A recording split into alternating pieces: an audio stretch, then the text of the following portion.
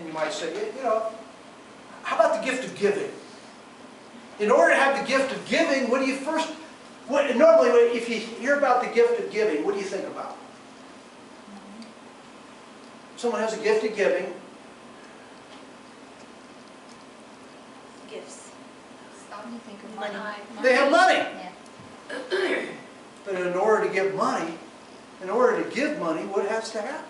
Have to. Get money. You have to have money first. So whatever gift that we have, there are things that have to happen before this gift.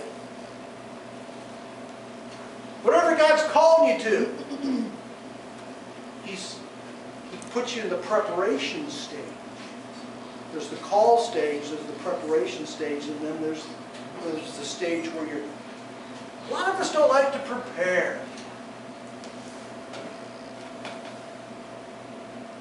The vision must outlast our life, because if all of a sudden we fulfill this vision, I believe God will give us a lifelong vision, not just you're 65 and you're done.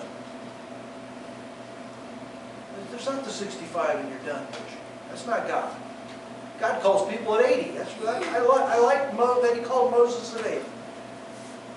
He ain't done. I don't care who you are. People think they're like the turkey. They're done. It's time to take you out. Slice you up and you're done. You ain't done. The popper hasn't popped, it never will until you go to glory.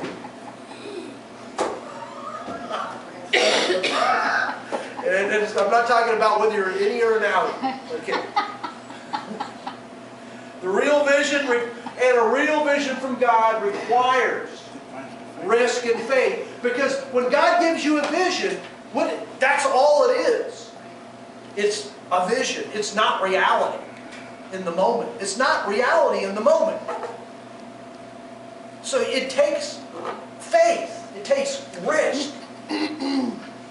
But if it's God, still remember John Maxwell, when God spoke to him, he said he was about his lifelong vision of really helping raise up leaders and being a leader for leaders.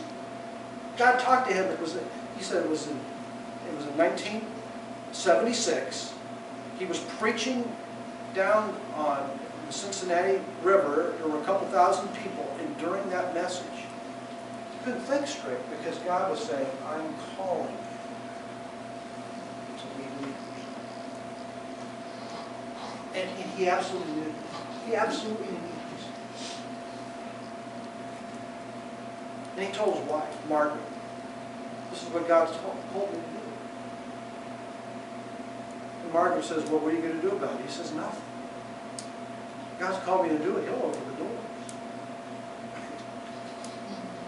He'll open the door. Starting that next week, people started calling.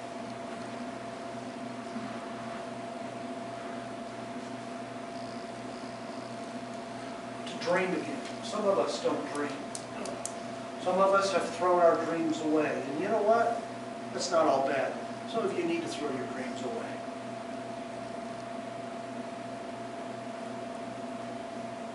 We need to hear God.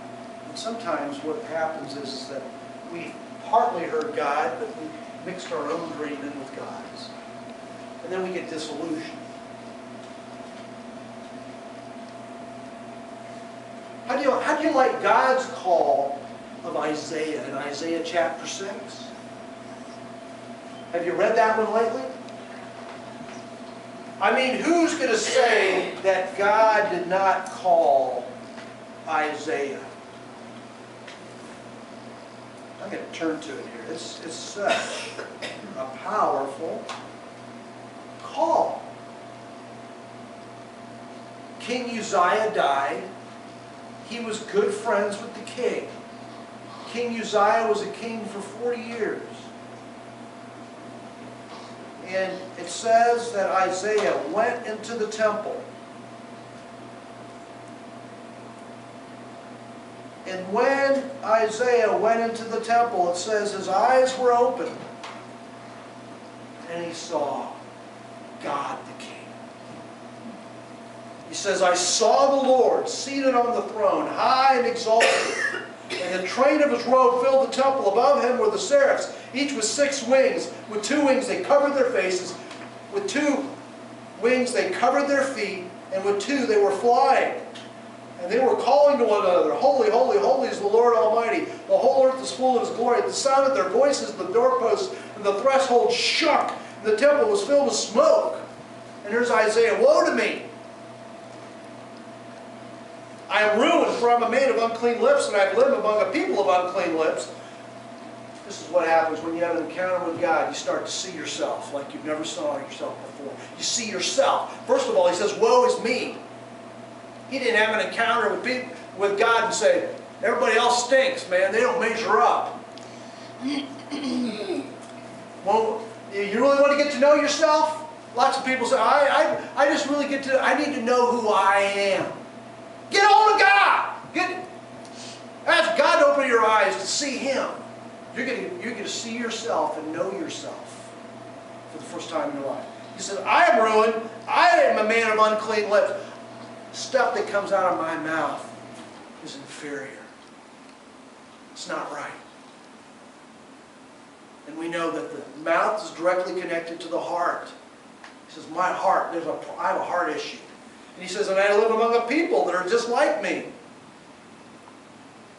And my eyes have seen the King, the Lord Almighty. And one of the seraphs flew to me with a live coal in his hand, which he had taken with tongs.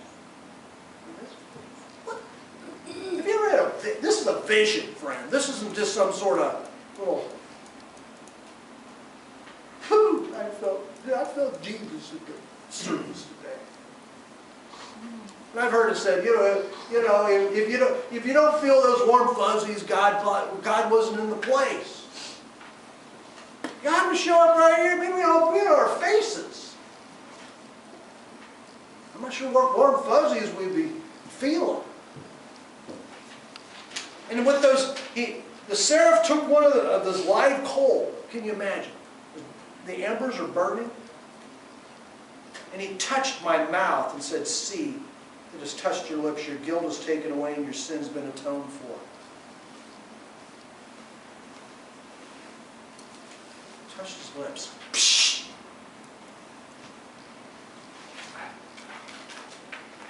He didn't really talk about how he had to heal from that, but evidently it must have hurt. I heard the voice of the Lord saying, now this is what God said after he did all this. I heard the voice of the Lord say, whom shall I send? And who will go for us? And Isaiah said, here I am, send me. And this is what he said.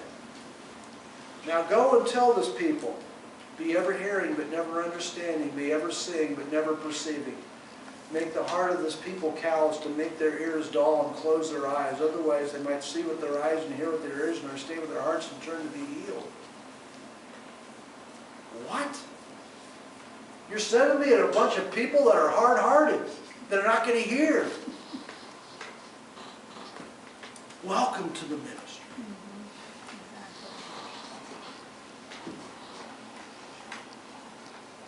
I think sometimes we sugarcoat ministry too much, and we've dumbed God down and make it like your life's going to be rosy since you follow Jesus. You'll have peace in your heart, but it doesn't mean you're not going to have adversity in your life. And some of us don't dream again. We've thrown away our dreams. And it's not all bad. Throw away your dreams. Get God's dream.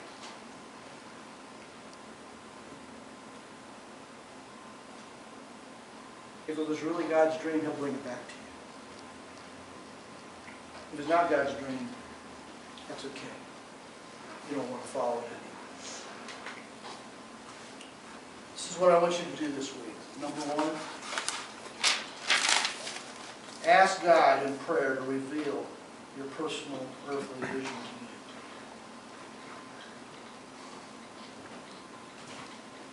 To reveal what? To reveal His vision for you. Your personal earthly vision. Ask God to reveal it. Now I want you to chew on Psalm 32:8. when you chew it, you take it in and you meditate on it, chew it, kind of grind it up in your mind and in your heart, you mull over it. And here it is, repeat after me. This is Psalm 32:8. I will instruct you I will instruct you and teach you and teach you in the way you should go. in the way you should go. I will counsel you I will counsel you, with my loving eye on you. a loving eye on you. God will teach us the way that we should go. Okay? I want you to ask God in prayer. Reveal His personal earthly vision to you. Number 2, I want you to search the Scriptures for verses that capture your sense of God's vision for your earthly life. Record verses that give a special sense of meaning and purpose. Pick out verses that are big enough to last a lifetime. I have a lot of different verses here that could trip some of that. Joshua 24:15, Proverbs 3:5 and 6, Matthew 6:33. Anybody know that one? Seek first the kingdom of heaven and His righteousness. Matthew 22:37 to 40, Matthew 28:19 to 20. You know what that one is? Go into all the world, preach the gospel, baptize in the name of the Father, and the Son, and the Holy Spirit.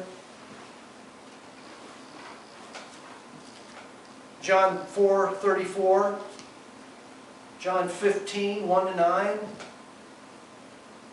Old John 15 is really good. John 17:4,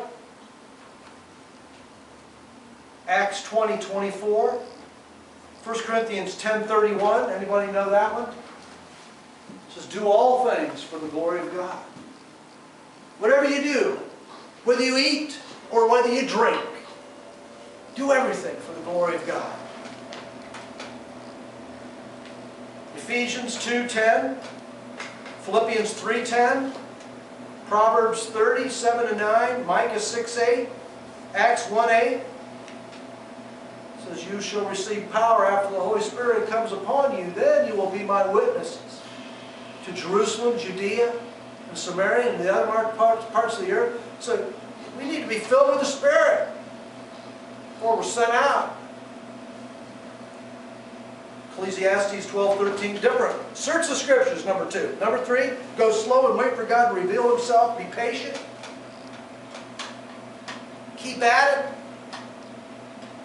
And 4, once you've found a verse that you believe expresses God's earthly vision for you, that just resonates, ask God to have something resonate in you.